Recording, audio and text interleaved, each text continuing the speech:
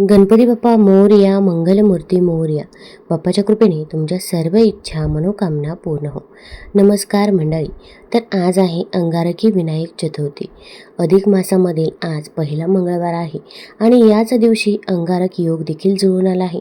त्यामुळे या दिवसाला अनन्यसाधारण महत्त्व आहे. तर आज आपण अंगारकी विनायक चतुर्थीची कथा ऐकणार आहोत. ही कथा ऐकल्यामुळे आपल्या आयुष्यातील दुःख, दारिद्र्य, गरिबी ही दूर होत असते. घरामध्ये सुख, शांती, समृद्धी येते आणि आपल्याला गणपती बाप्पाचा आशीर्वाद देखील प्राप्त होत असतो. त्यामुळे व्हिडिओ स्किप न करता शेवटपर्यंत जरूर बघा. चॅनलमध्ये नवीन असाल तर चॅनल लाईक करा आणि सबस्क्राईब देखील करा. तसेच कमेंटमध्ये गणपती बाप्पा मोरया किंवा श्री गणेशाय नमः लिहायला विसरू नका, जेणेकरून आपल्याला देखील भगवान श्री गणेशांचा आशीर्वाद नक्कीच प्राप्त होईल. तसेच शेजारी नोटिफिकेशन बेल देखील प्रेस करा, जेणेकरून मी जेव्हा पण व्हिडिओ बनवेल तर तो व्हिडिओ तुम्हाला सर्वात अगोदर दिसेल. ही कथा आहे श्री गणेश पुराणामधील. देवेंद्रांकडून गणेश व्रत महिमा ऐकत असताना काहीसे आठवल्यासारखे होताच राजा शूरसेनाने प्रश्न केला, हे देवेंद्रा, मी असे ऐकले आहे की संकष्ट चतुर्थी व्रताप्रमाणेच श्री गणेशाचे आणखी एक अंगारकी चतुर्थी व्रतही आहे. आपण कृपा करून मला त्या व्रताचा महिमा सांगाल का? तेव्हा शूरसेन राजाच्या मनातली ती ज्ञान जिज्ञासा लक्षात घेऊन देवादिदेव इंद्र म्हणाले, राजन, आज तुझ्या निमित्ताने ही गणेश व्रत महिमा निवेदनाची सेवा माझ्या हातून घडत आहे. याचा मला मोठा आनंद आहे. हे राज, प्रत्येक महिन्यात संकष्ट चतुर्थी ही येतेच, पण ज्यावेळी ही तिथी एखाद्या मंगळवारी येते तेव्हा त्या तिथीच्या चतुर्थीस अंगारकी चतुर्थी असं म्हणतात. मात्र कालगणनेच्या खेळात ही अशी चतुर्थी फार कमी वेळा येते. ती चतुर्थी साधून जे गणेश भक्त ते अंगारकी चतुर्थीचे व्रत करतात त्यांना श्री गजाननाच्या कृपेने मोठे पुण्य लाभते. त्यांच्या मनोकामना पूर्ण होतात. गणेशाचा कृपा प्रसाद त्यांना लाभतो. हे राजा, या अंगारकी चतुर्थीची कथा पण अत्यंत सुंदर आणि श्रवणीय आहे. ती कथा तू आता श्रवण कर. क्षिप्रा नदीच्या काठावर अवंती नावाची एक नगरी होती. त्या नदीच्या काठावर जे अनेक ऋषीमुनींचे आश्रम होते त्यातच एक आश्रम हा भरद्वाज नावाच्या ऋषींचा होता.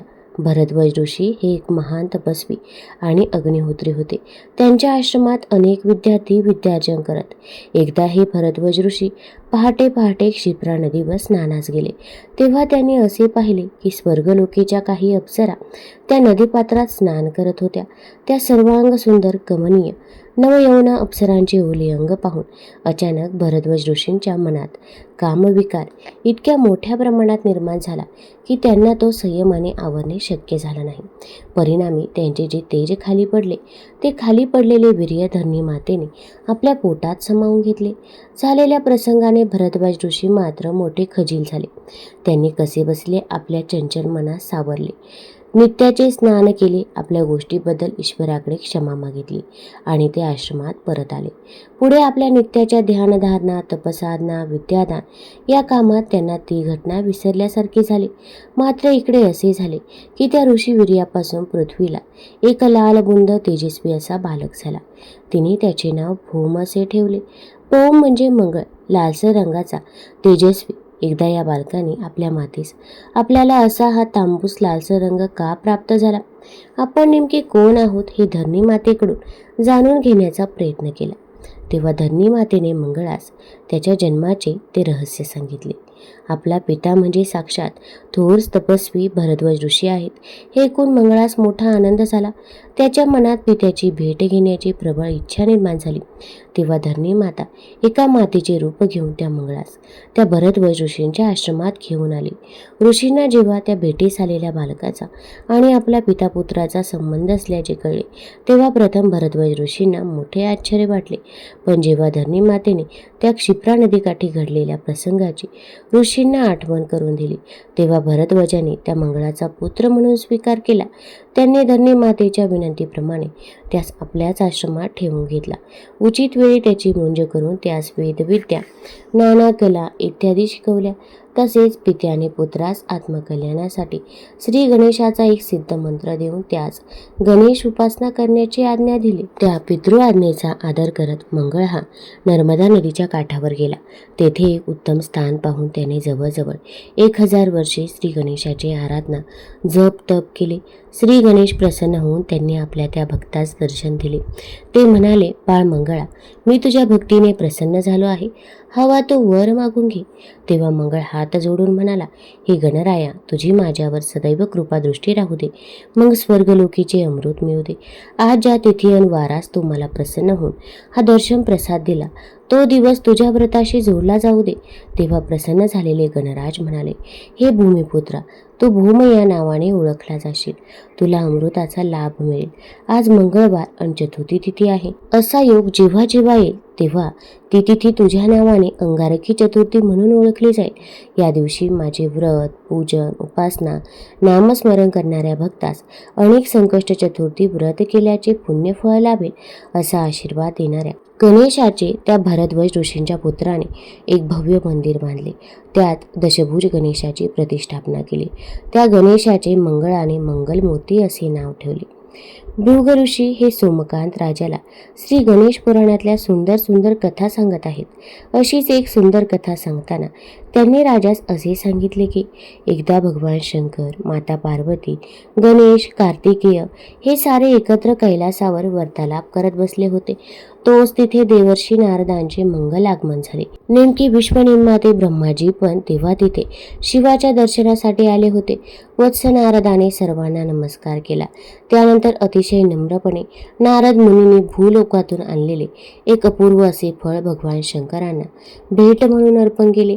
आता ते भूलोकीचे अपूर्व फळ पाहून दोन्ही शिवपुत्रांच्या मनात त्या फळाची अभिलाषा निर्माण झाली. नेमके ते फळ द्यायचे तरी कोणाला, ज्येष्ठ पुत्राला का की कनिष्ठ पुत्राला?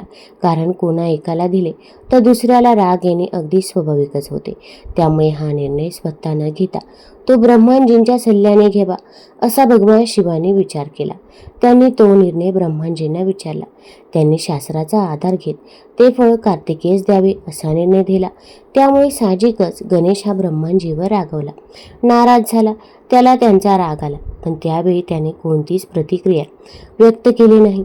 ब्रह्माजी शिवदर्शन, भेट, पाहुणचार आणि वार्तालाप करून आपल्या सत्यलोकी परत गेले. पुढे एक दिवस ब्रह्माजी हे त्यांचे सृष्टी रचनेचे कार्य करत असताना तिथे श्री गणेश हा एका आगळ्या वेगळ्या भव्य रूपात प्रकट झाला. ते रूप दाखवून ब्रह्माजीस भयग्रस्त करण्याचा त्याचा मानस होता. गणेशाचे ते रूप पाहून मी घाबरून गेलो. मला माझे कार्य सुचत नाही. हे बुद्धिदात्या, तू तुझे रूप आवर आणि मला मंगल दर्शन दे. ब्रह्माजीने गणेशास नम्र प्रार्थना केली. त्या दिवशीच्या निर्णयाबद्दल क्षमा मागितली. तेव्हा गणेश लंबोदर, शुभकर्ण, वक्रतुंड आणि मूषक वाहक या रूपात पुन्हा प्रकट झाले. त्यांचे ते मोठे पोट, सुपासारखे कान, वाकडी सोंड आणि वाहन म्हणून असलेला छोटा उंदीर या सर्वांकडे पाहून गणेशाच्या त्या रूपाचा चंद्राने उपहास केला. तो हसून त्यांची चेष्टा करू लागला. चंद्राच्या या अशा वागण्याचा गणेशाला राग आला. त्याने रागाच्या भरात चंद्रास असा शाप दिला की तू माझ्या रूपाची कुचेष्टा करून मला हसलास, तू माझा अवमान केलास, म्हणून मी तुला असा शाप देतो की त्रैलोक्यात कोणीही तुझे तोंड पाहणार नाही. जो तुझे तोंड पाहिल त्याच्यावर चोरीसारखे भयंकर आळ येतील. त्याला अनेक दुःख यातना भोगाव्या लागतील. गणेशाने हा असा शाप चंद्रास दिला आणि गणेश निघून गेला. त्या क्षणापासून चंद्राचे मुख काळवंडू लागले. त्याचे सौंदर्य लोप पावले. त्यामुळे आपले तोंड आता कोणीच पाहणार नाही, म्हणून चंद्र दूर एका ठिकाणी जाऊन लपून बसला. परिणामी सृष्टीत रात्रीच्या वेळी चंद्राचा प्रकाश पडत नसल्याने काळोख वाढला. अंधाराबरोबरच पापकर्मे वाढली. या सगळ्याने व चंद्रास गणेशाने शाप दिला आहे या वार्तेने सर्व देवदेवता काळजीत पडल्या. सगळ्यांनी एकत्र येऊन श्री गणेशाची भेट घेतली. चंद्राच्या हातून घडलेल्या अपराधाबद्दल गणपतीची क्षमा मागितली. चंद्रास शाप द्यावा, सृष्टी कार्य निर्विघ्नपणे करावे अशी विनवणी केली. तेव्हा देवदेवतांनी केलेली स्तुती, प्रार्थना, विनंती, क्षमायाचना यांनी प्रसन्न झालेल्या वरद विनायकाने चंद्रास अशी कोणाची कधी उपेक्षा करू नये असे समजावीत त्याला उशाप दिला. चंद्रास उशाप देत गणेश म्हणाला, चंद्रा, मी तुला असा उशाप देतो की लोक फक्त भाद्रपद शुद्ध चतुर्थीस तुझे तोंड पाहणार नाहीत. त्या दिवशी जे लोक तुझे तोंड पाहतील त्यांच्यावर चोरीसारखा भयंकर आळ येईल. त्या व्यक्तीस अनेक दुःख, संकटे यांना सामोरे जावे लागेल. हा उशाप ऐकून चंद्रासह सर्व देवांना अत्यंत आनंद झाला. देवांचा राजा इंद्र याने चंद्रास आपल्याकडे बोलावून घेतले. इंद्रास चंद्रास म्हणाला, चंद्रा, आता आम्हा सर्वांच्या समाधानासाठी आमची प्रार्थना विनंती मान्य करून गणेशाने तुला शाप दिला आहे. ही जरी खरी असली तरी मला असे वाटते की श्री गजाननाच्या पूर्ण कृपेस्तव तू स्वतः त्यांच्या एकाक्षर मंत्राचा जप कर, त्यांची तपसाधना करावी. चंद्रालाही इंद्राचा सल्ला पटला. त्याने गंगेच्या पवित्र काठावर एक रम्य स्थान पाहून तिथे गणेश तपसाधना चालू केली. त्या घोर तपश्चर्येने गणेश त्याच्यावरती प्रसन्न झाला आणि चंद्रास दर्शन देत तो म्हणाला, हे चंद्रा, मी तुझ्यावर प्रसन्न झालो आहे. माझ्या कृपेने तुझे रूप सौंदर्य अतिशय उजळेल. तू आबालवृद्धांना प्रिय होशील. प्रत्येक संकष्टी आणि अंगारकी चतुर्थीला माझी पूजा नैवेद्य करण्यासाठी लोक तुझे दर्शन घेतील.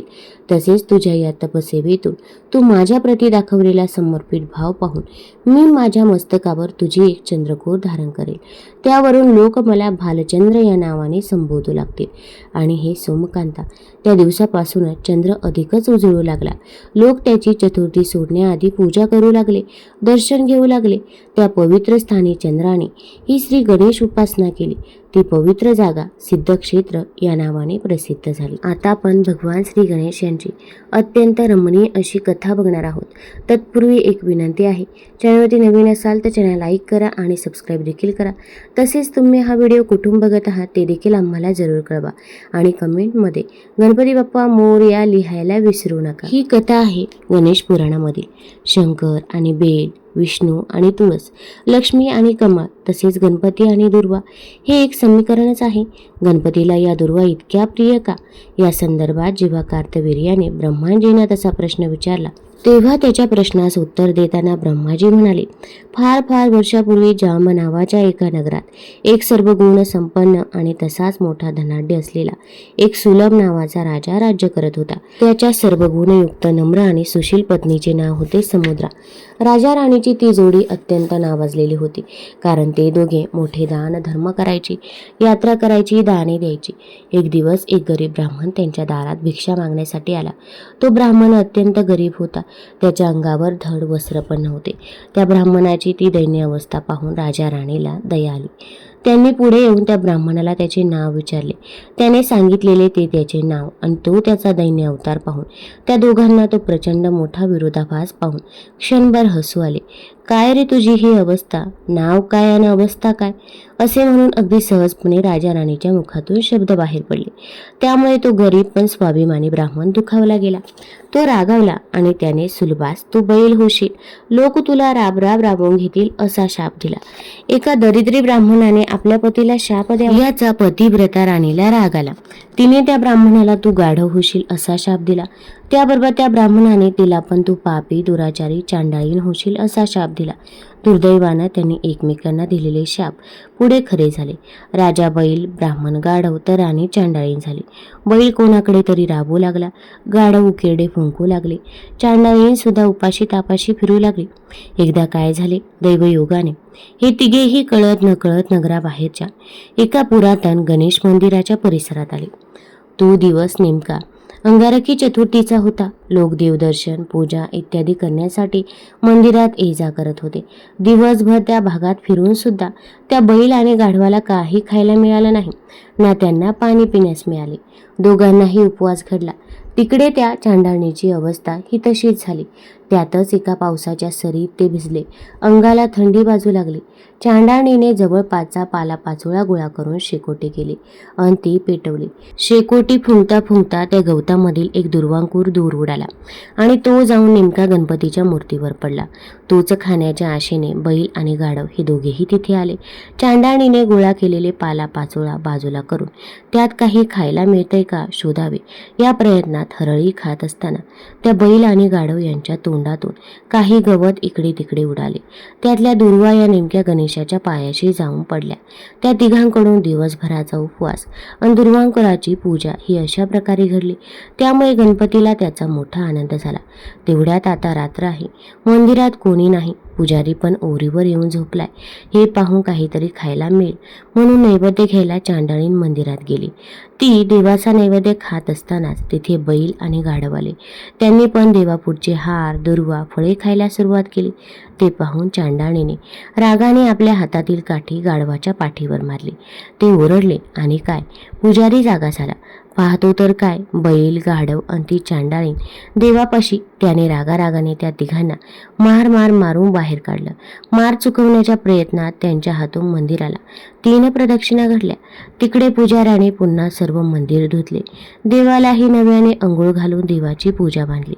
तो उपवास, प्रदक्षिणा आणि 2 वेळा स्नान घडवणाऱ्या त्या 3 जणांची गणेशास मोठी दया आली. त्याने त्यांच्या दुर्वांकूर पूजनावर प्रसन्न होऊन त्यांना गणेश लोकी घेऊन येण्यासाठी आपले गणेशदूत आणि एक दिव्य असे विमान पाठवले. हा असा चमत्कार पाहणाऱ्या त्या पुजाऱ्याने व इतर काही लोकांनी गणेशदूतांना असा प्रश्न विचारला की, हे गणेशदूतांनो, या 3 जीवांच्या हातून नेमके असे कोणते पुण्यकारक कर्म घडले की त्यांना घेण्यासाठी प्रत्यक्ष गणेश लोकातून दिव्य असे विमान यावे?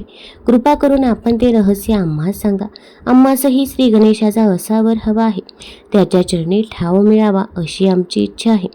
बैल, गाढव आणि चांडाळीन यांना घेण्यासाठी जे गणेशदूत आले त्यांना जेव्हा या तिघांचे कोणते कर्म यांना मोक्षास नेत आहे असे विचारले असता गणेशदूत म्हणाले, कळत न कळत त्यांच्या हातून श्री गणेशाचे जे दुर्वांकूर पूजन झाले त्याचा हा प्रताप आहे. त्यांनी दुर्वेच्या संदर्भातील अधिक माहिती देताना असेही सांगितले की, एकदा इंद्राने नारद मुनींना दुर्वेचे महात्म्य विचारले. तेव्हा त्यांनी इंद्रास एक कथा सांगितली. ती अशी की, अनेक वर्षापूर्वी स्थावर नावाच्या एका नगराजवळच्या रम्य प्रदेशात कौंडिन्य ऋषी राहत होते. त्यांच्या आश्रमाजवळ एक छान तळे होते. त्या तळ्यात रोज अनेक सुंदर सुंदर कमळे उगवत. कौंडिन्य ऋषी हे थोर गणेश उपासक होते. ते रोज श्री गणेश नामावली पठण करून गणेशास एक कमळ अर्पण करत. एकदा या गणेश भक्त ऋषींना त्यांची धर्मपत्नी आश्रया हिने एक प्रश्न विचारला की, स्वामी, गणेशाला दुर्वा इतक्या प्रिय का? तेव्हा आपल्या पत्नीच्या त्या प्रश्नाला उत्तर देताना कौंडिन्य ऋषी म्हणाले, प्रिये, एक दिवस यमलोकात यमराजाने एका मोठ्या उत्सवाचे आयोजन केले. त्यासाठी स्वर्गलोकातील अनेक गण, गंधर्व, अप्सरा आणि नृत्यांगना यांना पाचारण केले. त्या उत्सवाच्या निमित्ताने अनेक नृत्य गायनाचे कार्यक्रम झाले. एका नृत्याच्या कार्यक्रमात तिलोत्तमा नावाची एक अत्यंत सुंदर, कमनीय, रूपयौवना अप्सरा आपले नृत्य सादर करत असताना तिचे सौंदर्य पाहून प्रत्यक्ष यमराज तिच्यावरती मोहित झाले. त्याचा कामग्नी इतका उफाळून आला की यमराजाने तिला तत्काळ आपल्या महाली नेले आणि तिच्याशी अंगसंग केले. यमराजापासून त्या नृत्यांगनेला एक पुत्र निर्माण झाला. त्याचे नाव ठेवले अनलासूर. या अनलासुराचे डोळे जन्मताच निखाऱ्यासारखे जळजळीत आणि आग उकणारे होते. ते बालक जन्मताच आपल्या दृष्टीने सकल पृथ्वी अग्नीने जाळू लागला. अनलासुराने पृथ्वी जाळण्यास सुरुवात करताच इतर लोकीच्या लोकांनाही आपल्या जीविताची काळजी वाटू लागली. त्यांनी जीवरक्षणासाठी सृष्टीचे संरक्षक भगवान विष्णू यांच्याकडे धाव घेतली. त्यांना यमपुत्र अनलासुराच्या कारभाराची कल्पना दिली व रक्षण करण्याची प्रार्थना केली. त्यावेळी त्या सर्वांना दिलासा देत भगवान विष्णू म्हणाले, लोक हो, या अनलासुराचा नाश करायला हवा हे खरे, पण ते कार्य माझ्या हातून घडणार नाही. तर अनलासुराचा शेवट हा शिवगौरी पुत्र श्री गणेश याच्याच हातून घडेल असेच विधिलिखित आहे. तेव्हा आपण सर्वजण श्री गणेशास शरण जाऊया. तो आपले कार्य नक्की करेल. अनलासुराचा वध होणार, त्याचा शेवट हा श्री गणेशाच्या हातून होणार हे वृत्त समजताच सर्वांना आनंद झाला. त्यांनी या जनहित कार्यासाठी गणेशास प्रवृत्त करायला गणेशलोकी धाव घेतली. त्यांची प्रार्थना ऐकून विघ्नहर्ता गणेशाने त्यांना मी तुमचे संकट निवारण करीन असे अभिवचन दिले. इकडे श्री गणेश आपल्या शरणागत भक्तांना निर्भय करत असताना अचानक तिथे प्रत्यक्ष अनलासुराचे आगमन झाले. त्याने आपल्या नजरेतून अग्निज्वाला उकण्यास सुरुवात केली. तेव्हा सारेजण आपापले प्राण वाचवण्यासाठी इकडे तिकडे पळून गेले आणि दडून बसले. फक्त श्री गणेश हाच एका बालकाच्या रूपात जाऊन त्या अनलासुरासमोर उभा राहिला. कौंडिन्य ऋषी आपल्या पत्नीस सांगत होते की जेव्हा तो अनलासूर हा गणेशापुढे आला तेव्हा त्याने आपल्या निखाऱ्यासारख्या दृष्टीने सृष्टीतल्या पाण्याच्या साठ्यांची वाप केली. झाडे झुडे वनस्पती पार करपवून टाकल्या. जमीन सुद्धा तप्त होऊन भंगाळू आणि चिराळू लागली. सर्वत्र एकच हाहाकार झाला. प्राणी पक्षी, जंगलात लागलेल्या प्राणघातक वणव्याने होरपळून जळून मरू लागले. एकूणच अवघे त्रिभुवन हे अनलासुरामुळे त्रस्त झाले. हा सारा असा महाभयंकर प्रकार पाहून श्री गणेशाचा राग अनावर झाला. पाहता पाहता बालकरूपी गणेशाने आपले विराट रूप धारण केले. त्याने एका हातानेच अनलासूर उचलले आणि काय होत आहे हे त्याला कळायच्या आत त्यास सरळ गिळंकृत करून टाकले. अनलासूर गणेशाच्या पोटात जाताच गणेशाच्या अंगाचा मात्र भयानक दाह होऊ लागला. त्याचे अंग तापू लागले. आता आपला रक्षक गणेशाचा हा अंगदाह कसा शांत होईल याची सर्व देवदेवता आणि भक्तगणांना एकच चिंता लागली. अनेकांनी अनेक उपाय केले खरे, पण वरुणाने गणेशाच्या अंगावर शीत उदकाचा वर्षाव केला. चंद्र त्याच्या माथ्यावर जाऊन बसला. शंकराने आपला नाग त्याच्या पोटावर बांधला. भक्तांनी चंदनाचा लेप गणेशाच्या अंगास दिला, पण छे, देहाचा दाह काही शांत होईना. त्यावेळी वनस्पती शास्त्राची माहिती असणार काही ऋषीमुनी आणि त्यांचा शिष्यवर्ग रानावनात धावला. त्यांनी शीतगुणी दुर्वा शोधून आणल्या. त्या दुर्वेच्या 21 असंख्य जोड्या केल्या आणि 88,000 ऋषींनी श्री गणेश नामाचा जप करत त्या दुर्वा श्री गणेशाच्या मस्तकावर चढवल्या. आणि काय आश्चर्य, थोड्याच वेळात त्या शीतगुणी औषधी दुर्वांमुळे श्री गणेशाच्या अंगाचा दाह शांत झाला. श्री गणेशाने त्या ऋषीमुनींना अनेक मंगल आशीर्वाद दिले. तसेच ज्या दुर्वांच्या वनस्पतीमुळे गणेशाचा देहदाह शांत झाला, त्या दुर्वेस गणेशाने असे वरदान दिले की जो कोणी भक्त मला या दुर्वा अर्पण करेल त्याला यज्ञाचे फळ आणि सुख, शांती, वैभव प्राप्त होईल. त्याला ज्ञान, कला, बुद्धी, चातुर्य यांचे वरदान मिळेल. त्यांच्या सर्व संकटाचे निराकरण होईल. त्यास सुख प्राप्त होईल. श्री गणेशाने अशा प्रकारे अनलासुराचा नाश केला. त्यावरूनच त्याच्या सहस्रनामावलीत त्याचे कालानल प्रशमन असे नाव प्रसिद्ध झाले. ही घटना जिथे घडली तिथे स्थापन केलेल्या श्री गणेशाचे विघ्नहर गणपती असे नामकरण करण्यात आले. कौंडिन्य ऋषी आपल्या पत्नीस आणखी एक कथा सांगताना असे सांगतात की हे प्रिय, खरं म्हणजे प्रत्येकाला प्राप्त होणारी धनसंपत्ती, वैभव, सुख हे ईश्वराची देणे असते, पण माणसाला ते सारे आपणच आपल्या स्वकर्तृत्वाने मिळवले आहे, कमवले आहे. ते आपले कर्तृत्व आहे असा गर्व, अहंकार किंवा ताठा असतो. राजांचा राजा जनक हा सुद्धा त्याच्या वैभवाचा, धनसंपत्तीचा त्याला मोठा गर्व होता. हे राजन, अरे मी असे ऐकले आहे की तुझ्या दारातून कोणताही याचक कधीही किमान 100 सुवर्णमुद्रा भेट मिळाल्याशिवाय परत जात नाही. तेव्हा या तुझ्या दातृत्वाचा नेमका धनी कोण? नारदांच्या या सूचक अशा प्रश्नाला उत्तर देण्याच्या प्रयत्नात जनक राजाने त्यांना जे काही सांगितले त्यावरून जनकास आपल्या धनसंपत्तीचा गर्व आहे, तो विश्वनीय त्यांचे देणे आहे असे कृतज्ञतेने मानत नाही. ही गोष्ट जेव्हा नारदांच्या लक्षात आली तेव्हा नारदाने जनक राजाचे गर्भहरण करायचे असा मनोमन निश्चय केला. एकदा नारद मुनी हे गणेश लोकी गेले असताना सहज दान, दातृत्व, कर्तृत्व हा बोलण्याचा विषय निघाला. तेव्हा देवर्षी नारदांनी जनक राजाचे दातृत्व आणि त्याचा गर्भ अहंकार श्री गजाननास सांगितला. तेव्हा गजाननाने जनकाचे गर्भहरण करण्याचे ठरवले. तो एका भुकेल्या ब्राह्मणाच्या रूपात जनक राजाकडे जाऊन जेवण मागू लागला. जनकाने त्या ब्राह्मणाचे स्वागत केले आणि त्यास आपल्यासोबत पाकशाळेत नेऊन सन्मानाने ताटपाटावर बसवले. पाकशाळेत जवळजवळ 1000 लोकांना पुरेल इतका स्वयंपाक तयार होता. पण आश्चर्याची गोष्ट अशी की ते सर्व अन्न त्या एकाच ब्राह्मणाने खाऊन फस्त केले तरी त्याच काही तृप्तीचा ढेकर येईना. तो आणखी अन्न मागू लागला. पुन्हा शिदा आणली, स्वयंपाक केला, तो सुद्धा त्या ब्राह्मणाने खाऊन संपवला. तेव्हा मात्र राजा जनकाला आता त्याच्या गर्भाचे पूर्णतः हरण झाल्याची जाणीव झाली. त्याने शरणागत भावाने त्या ब्राह्मणाचे पाय धरले, क्षमा याचना केली. तेव्हा श्री गणेशाने जनक राजास आपले दिव्य दर्शन दिले. कौंडिन्य ऋषी आपल्या पत्नीस पुढे सांगतात की जनक राजाचे गर्भहरण केल्यानंतर श्री गजानन पुढे आपल्याच एका भक्ताच्या घरी भोजनासाठी गेला. त्या भक्ताचे नाव विरोचन आणि त्याच्या पत्नीचे नाव त्रिशिरा. गजाननाने त्यांचे घरी जाऊन त्यांना दर्शन दिले आणि आपण जनक राजाकडून अतृप्त अवस्थेत इथे आलो आहोत असे सांगितले. त्यावरती गणेश भक्त दाम्पत्य त्यांना म्हणाले, देवा, आम्ही रोज श्री गणेशाचे पूजन करून त्यास दुर्वा अर्पण करतो. आता घरात एकच दुर्वांकुर शिल्लक आहे, तू त्याचा प्रेमाने स्वीकार कर. असे म्हणून त्या दोघांनी भक्तियुक्त अंतकरणाने गणेशास तो एकमात्र दुर्वांकुर दिला. पण त्या तेवढ्याशा दुर्वादलाने देव तृप्त झाला. त्या दोघांनी गणेशाच्या चरणावर नतमस्तक होत त्यांनी देवाकडे जन्मोजन्मी तुझा विसर न व्हावा असे वरदान मागितले. हा कथाभाग सांगून झाल्यावर आणि ते सर्व भाग वाग ऐकून काहीशा शंकित झालेल्या आपल्या धर्मपत्नीला समजावीत कौंडिन्य ऋषी तिला म्हणाले, प्रियतमे, हे असेच आहे. आपण देवाला किती देतो याचा तो विचार करत नाही, तर तो तुम्ही कोणत्या आणि किती श्रद्धा आणि भक्ती भावनेने त्याला दिले आहे याचाच विचार करतो. बघ ना, विचार कर. गर्विष्ठ जनराजाकडचे 1000 लोकांचे अन्न खाऊनही ज्याची भूक भागली नव्हती, त्याच देवाने प्रेम, श्रद्धा आणि भक्तिभावाने दिलेल्या एका दुर्वांकुराचा स्वीकार करून तृप्तीचा ढेकर दिला. त्या अर्थी एका छोट्याशा दुर्वांकुराचे मोल किती असते याची खरं तर तुला कल्पना आली असेलच. दुर्वा ही गणेशास अतिप्रिय आहे. त्यामुळे प्रत्येक गणेश भक्ताने संकष्ट चतुर्थी, अंगारकी चतुर्थी, मंगळवार या दिवशी श्री गणेशास दुर्वा जरूर अर्पण कराव्या. तुम्हाला जर ही कथा, ही माहिती आवडली असेल तर चॅनल लाईक करा, सबस्क्राईब करा आणि आपल्या मित्रपरिवारासोबत जरूर शेअर करा. धन्यवाद.